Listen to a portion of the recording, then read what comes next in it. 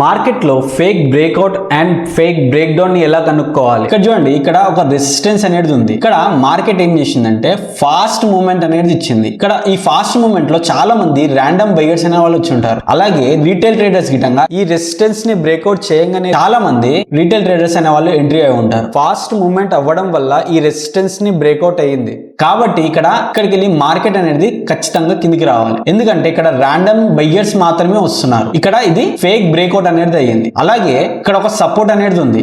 Market అనేది స్లోగా కిందికి అనేది వస్తుంది. ఇక్కడ మార్కెట్ దీన్ని బ్రేక్ డౌన్ అనేది చేసింది. ఈ సపోర్ట్ ని బ్రేక్ డౌన్ అనేది చేసింది. ఇక్కడ చూస్తే మీకు నెక్స్ట్ డే అనేది మార్కెట్ సెల్లింగ్ లోకి వెళ్ళింది. ఇక్కడ స్లో సెల్లింగ్ లో మార్కెట్ అనేది ప్యాటర్న్స్ గానీ సపోర్ట్ అండ్ రెసిస్టెన్స్ గానీ క్యాండిల్ స్టిక్స్ ని గానీ రెస్పెక్ట్ అనేది చేస్తుంది. అదే ఫాస్ట్ మూమెంట్ లో అయితే ర్యాండమ్ బయ్యర్స్ వస్తారు కాబట్టి వీటిని రెస్పెక్ట్ అనేది చేయదు. ఇక్కడ మీరు ఇంకో ఎగ్జాంపుల్ చూస్తే ఇక్కడ చూడండి, మార్కెట్ అనేది ఫాస్ట్ సెల్లింగ్ అనేది జరిగింది. ఇక్కడ ఒక సపోర్ట్ అనేది ఉంది. ఇక్కడ ఫాస్ట్ సెల్లింగ్ జరగడం వల్ల ఇక్కడ ర్యాండమ్ సెల్లర్స్ అనే వాళ్ళు వచ్చి ఉంటారు. అలాగే బ్రేక్ డౌన్ గిట చేసింది. ఇక్కడ చాలా మంది రీటైల్ సెల్లర్స్ గిట వచ్చి ఉంటారు. వీళ్ళకు ఫేక్ బ్రేక్ డౌన్ అనేది చూపించి మార్కెట్ అనేది పైకి అనేది వెళ్ళింది. ఇక్కడ స్లోగా పైకి వెళ్ళడం వల్ల ఈ రెసిస్టెన్స్ అనేది వర్కౌట్ అనేది అయ్యింది. ఇక్కడ మీరు చూస్తే ఇక్కడ నెక్స్ట్ డే గిటంగా గ్యాప్ అప్ అనేది అయ్యింది. ఇక్కడున్న బయ్యర్స్ కి మంచి ప్రాఫిట్ అనేది ఇచ్చింది. ఇలా మార్కెట్ లో ఇలాంటి మూవ్మెంట్ అనేది సస్టైన్ అవుతుందో తెలుసుకోవచ్చు. ఇలాంటి చార్ట్ ట్రేడింగ్ కాన్సెప్ట్స్ గురించి లైక్ చేసి సబ్స్క్రైబ్ చేయండి.